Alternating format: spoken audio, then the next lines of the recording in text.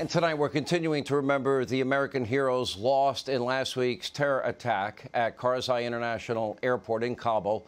13 brave men and women from all across the country, as young as 20 years old, made the ultimate sacrifice, serving their country with honor, bravery, distinction, dignity.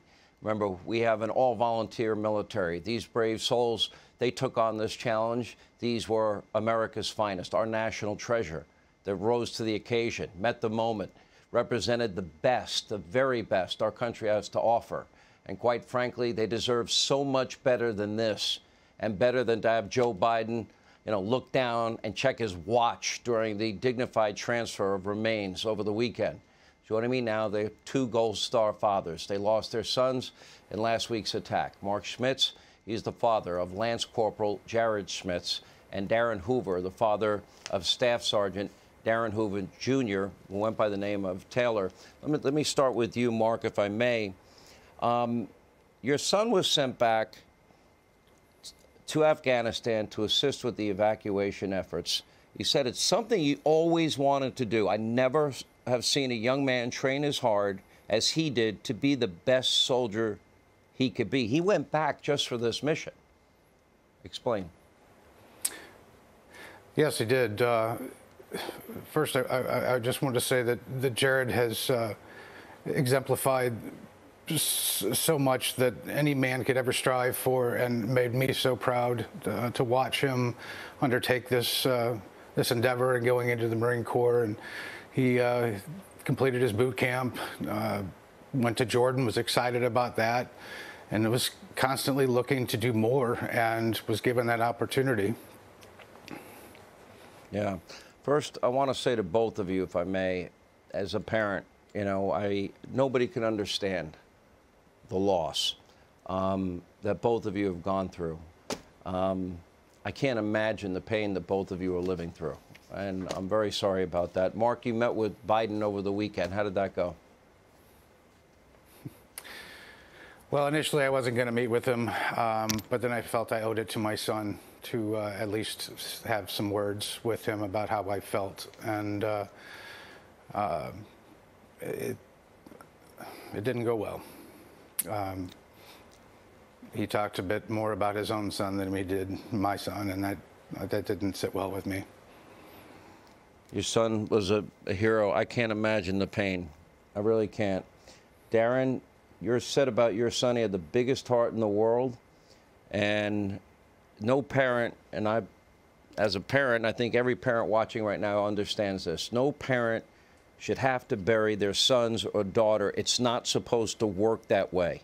He was scheduled to return home on September the 15th and retire and marry his fiancée, Nicole. I can't imagine how you're feeling today.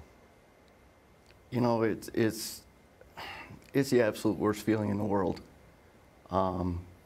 Having them be away for so long and doing the job that they all love, there's no doubt about it.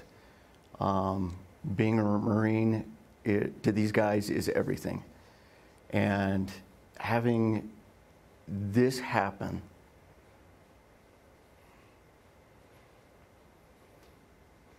to these heroes, every one of them's a hero. There's no doubt. Every last one of them. They died with their brothers and their sisters right next to them, doing exactly what they all wanted to do, and that is defending this country.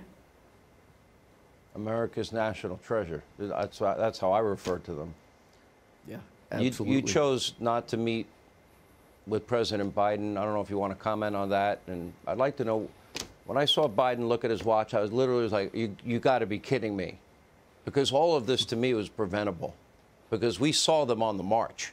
We had April, May, June, July to extradite everybody and our equipment. We didn't do it. There's no excuse to me for this.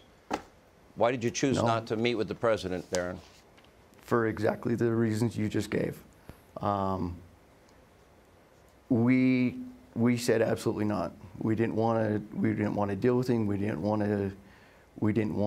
him anywhere near us. we as a family decided that that was the way it was going to be. In reference to the checking of his watch, that didn't happen just once. That happened on every single one that came out of that airplane. It happened on every single one of them. They would release the salute, and he looked down at his watch on every last one, all 13. He looked down at his watch. And as a father, you know, seeing that and the disrespect and hearing from his former leaders, one of his master sergeants said exactly what you just said, that this was avoidable, that they left them over there, they had them over there and let them down. And that we can't have that. It can't happen ever again. We also abandoned Americans. Americans now are on their own. We left them behind. Mark, Yep. You want to comment on the watch incident? Did you notice the same thing? Yes, I did. I actually leaned into my son's mother's ear and I said, I swear to God, if he checks his watch one more time, and that was only probably 4 times in, I couldn't look at him anymore after that. Just considering especially the time and why we were there, it was I found to be the most disrespectful thing I've ever seen. I know there are no words that any commentator or host could express that's going to take your pain away. But I can tell you, this audience shares in your anger and shares in a deep appreciation and thankfulness and sadness at an unnecessary loss of life, I believe, in this case.